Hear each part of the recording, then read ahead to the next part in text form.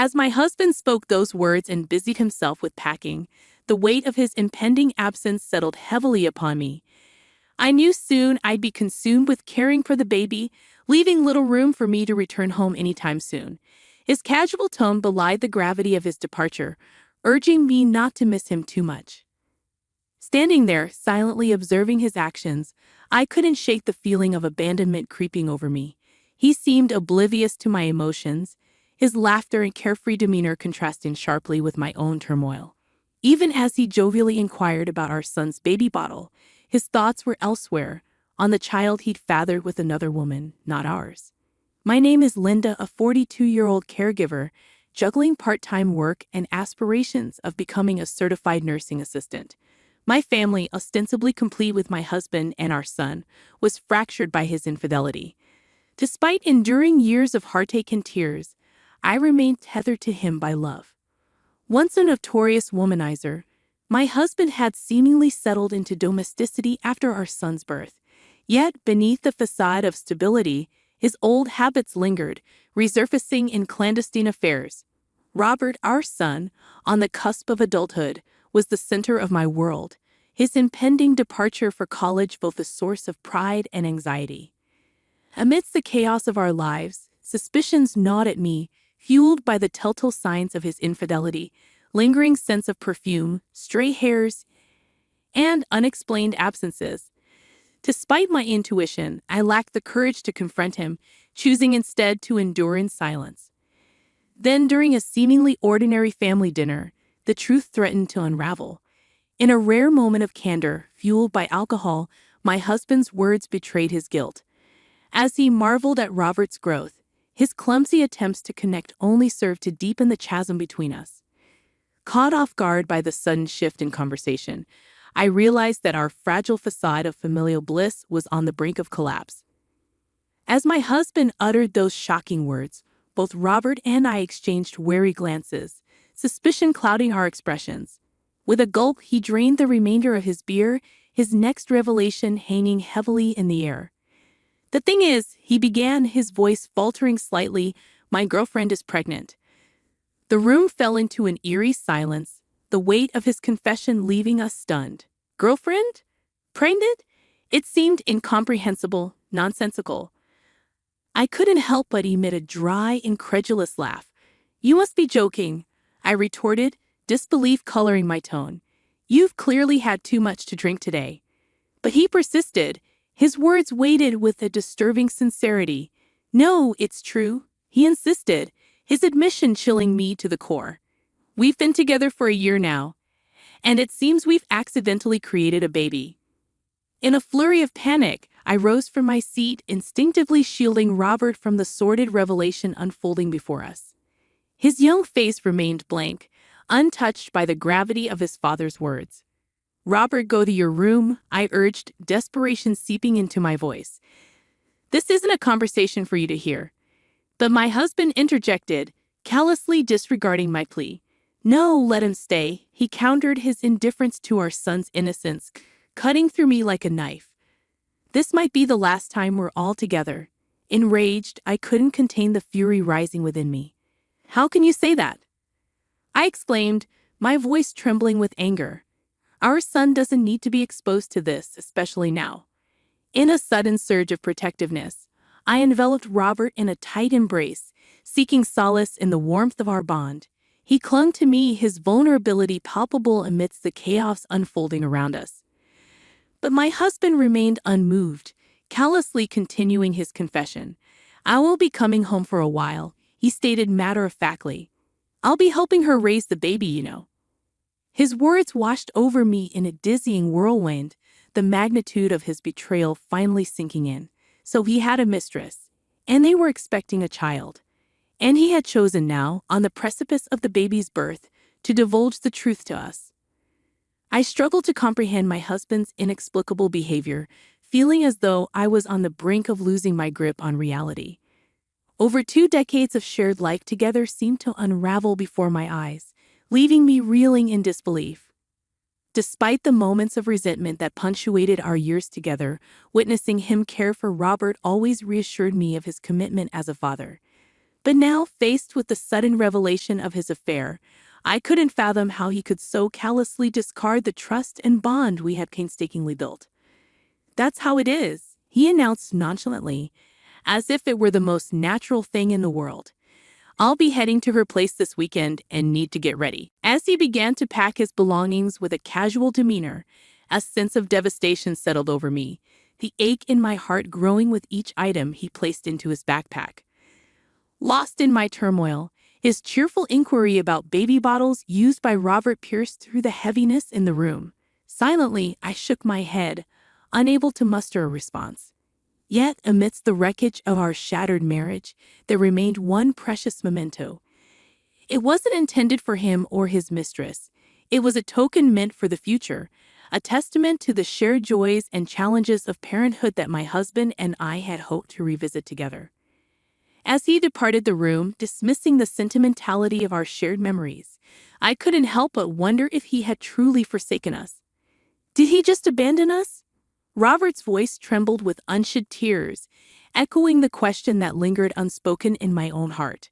3 days later, as my husband prepared to leave for his mistress's place, I confronted him with the shattered remnants of my trust. "I believed in you," I choked out through tears, my voice breaking with the weight of betrayal. His response cut through me like a knife, a cruel mockery of our shared dreams. "I always wanted another child," he declared callously, his laughter ringing hollow in the wake of his betrayal. "But you were always too busy, weren't you? We grew older, and I knew we couldn't have another one." As he callously dismissed our shared pain, Robert's glare burned with unspoken fury, a silent witness to his father's betrayal. With a heavy heart, he offered me solace, his gentle touch of balm for the wounds inflicted by the man who had once been our anchor. "What's with that look?" My husband's dismissive words hung in the air, leaving a bitter taste of abandonment in their wake. "By the time I come back, I won't be around anymore. Are you okay with that?" My husband's words cut through the air with callous indifference, leaving a bitter taste of abandonment in their wake. With a resigned nod, I replied, "Sure, you're an adult now, right? You've lost your childlike charm and you're not as cute anymore. I've heard my girlfriend's baby is a girl, so I might like her even more than you." Robert's reaction was swift as he lunged at his father, his frustration and hurt boiling over. For a moment, my husband flinched, but then he met Robert's glare with a cold indifference. "Ah, she's so young and cute, unlike you guys," he retorted dismissively. "I'm really looking forward to our future together." The truth hung heavy in the air as Robert spoke up, his voice laced with resentment. "Yeah, I get it now. You're the worst dad. At least now both Mom and I can make up our minds. We know what to do." Joining Robert's side, I added my voice to his defiance. "You should know that there will be no home for you to return to anymore."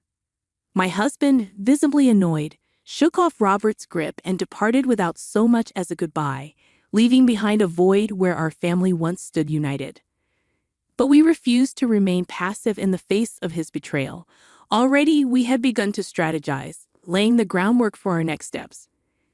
About 2 weeks later, my husband called, his laughter grating against my frayed nerves as he spoke of the smoothness of raising their daughter. He even had the audacity to send a photo of the mistress cradling the child, igniting a simmering rage within me. Unbeknownst to him, his careless actions had unwittingly provided us with the evidence we needed to move forward. I saved the photo and commenced recording the conversation, marveling at my husband's astonishing lack of foresight. Right on cue, his mistress seized the phone and initiated the dialogue. "Are you the wife?" she inquired, her tone betraying a hint of smugness. "I'm sorry I've taken your husband all for myself, but it can't be helped since we have a child together now, right?" I couldn't help but scoff at her audacity, masking my disbelief with a disarming reply. "Lol, yes, raising a child can be tough. I'm so glad you're understanding. When I first heard about you from your husband, I just thought you were a weak person who couldn't do anything but cry. But that's not how you sound at all." As her words washed over me, a wave of realization dawned. So this was what my husband had been saying about me to his mistress. Once, such disparaging remarks would have wounded me deeply, but now they elicited nothing more than a fleeting indifference. The love I once harbored for my husband had long since dissipated. Summoning my resolve, I addressed her pointedly. "You knew my husband was married with a child, and yet you still pursued him, right?" Her response was laced with a thinly veiled excuse, attempting to shift the blame onto my husband's deceit. "I didn't know at first," she protested. "Your husband always removed his wedding ring when we met, so when he finally told me, I was surprised. But my feelings for him didn't change. We'll be together forever." Despite the infuriating nature of her words, I couldn't help but acknowledge the strategic advantage they presented. This conversation would serve as irrefutable evidence that the mistress was aware of my husband's marital status and had knowingly continued their illicit relationship. While her lack of remorse and cavalier attitude grated on my nerves, I knew that this calculated indifference would ultimately work in my favor.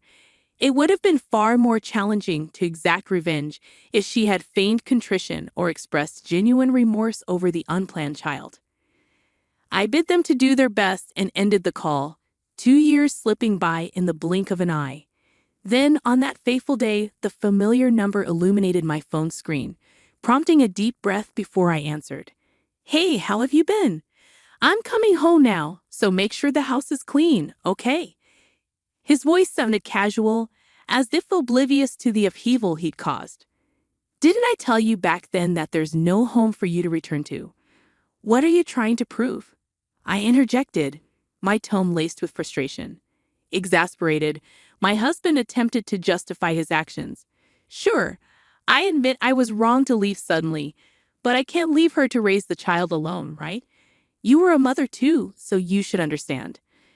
His words grated on me, a stark reminder of his unchanged nature since that pivotal day.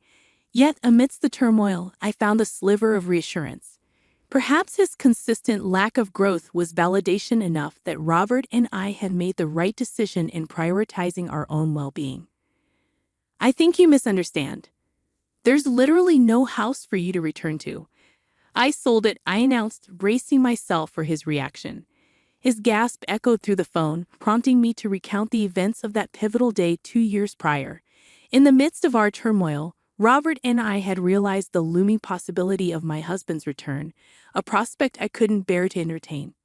The house, once a symbol of our shared life, now felt tainted by his betrayal.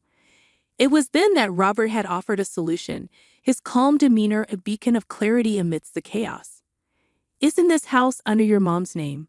he had asked. In that moment, a daring plan took shape.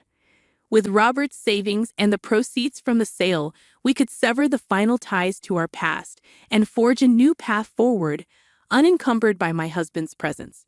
It was a bold move, but one that promised freedom from the shadows of our shared history. And as I contemplated the possibilities that lay ahead, I couldn't help but feel a glimmer of hope stirring within me. I embraced Robert's idea wholeheartedly and began the necessary preparations. With unwavering determination, he poured himself into his studies, eventually earning acceptance to a college located far from our previous life. Meanwhile, I diligently pursued certification as a nursing assistant, opening up new career opportunities with higher earning potential. The decision to sell the house was a monumental one, but it marked the beginning of our journey toward independence and self-reliance. Before proceeding, we sought my grandfather's blessing, knowing that the house held sentimental value passed down through generations. When I disclosed the situation with my husband to my grandfather, his reaction was one of unbridled fury. Yet, in his anger, he also offered his unwavering support, generously providing us with a portion of their savings to facilitate our fresh start. Moved to tears by my grandparents' kindness, we embarked on our new life, settling in the state where Robert's college awaited. As we adjusted to our new surroundings, I couldn't help but feel a sense of gratitude for the love and support that had propelled us forward. Yet, amidst the chaos of our transition, my husband remained oblivious to our whereabouts, having shown little interest in our lives during Robert's crucial exam period. "You can't bluff me like that." His voice grew increasingly agitated, revealing his mounting panic. Unfazed, Robert calmly asserted our newfound independence. If you doubt us, you're welcome to come see for yourself. But for now, we're busy. Goodbye. As my husband's protests grew desperate, Robert seized the phone, his voice cutting through the tension with unwavering resolve. Dad, you said it yourself. We don't need you anymore. We don't need a father who abandons us to be with his mistress. His words struck a chord, evoking a raw vulnerability in my husband that I had seldom seen. Please wait, he pleaded, his voice tinged with desperation. I know I messed up, but don't abandon me. I reclaimed the phone from Robert, steeling myself to deliver the final blow. You may not agree to a divorce, but we're moving forward with the preparations anyway, I asserted, my voice firm with resolve. And did you know that alimony payments for fathering a child with your mistress during our marriage can be almost double the usual amount? Better start preparing for that. Without waiting for my husband's response, I ended the call, rejecting his subsequent attempts to reach out. I had no desire for further stress. From now on, he would bear the financial burden of raising a child with his mistress, while supporting me with alimony payments. My husband had always been reliant on me, lacking real skills and showing little initiative in household chores. His absence left behind a trail of untended messes, a stark reminder of his dependence. I couldn't envision his relationship with his young lover lasting, given his track record of irresponsibility. Speaking my mind had lifted a weight off my chest, and I took a deep breath, feeling lighter despite my exhaustion. Robert's concern for me was evident, but I reassured him with a forced smile. I'm fine, I assured him. Let's go out and eat something you like today. His worry lingered, but he attempted to maintain a cheerful demeanor for my sake. I found his consideration endearing, his debate over dinner options melting away my worries. Despite the challenges we faced, I was determined to create new happy memories with my son in our unfamiliar surroundings. As I pondered our future, a sense of optimism washed over me. Robert's kindness and concern for me touched my heart, but I knew I needed to prepare him for a future of independence. Teaching him to cook would be a priority, ensuring he could fend for himself when the time came. With my husband out of the picture, I no longer felt lonely. As I envisioned our future together, a laugh bubbled up from within me, a sense of freedom and clarity washing over me. With him gone, I could now live the rest of my life with a clear conscience, unburdened by the weight of his presence.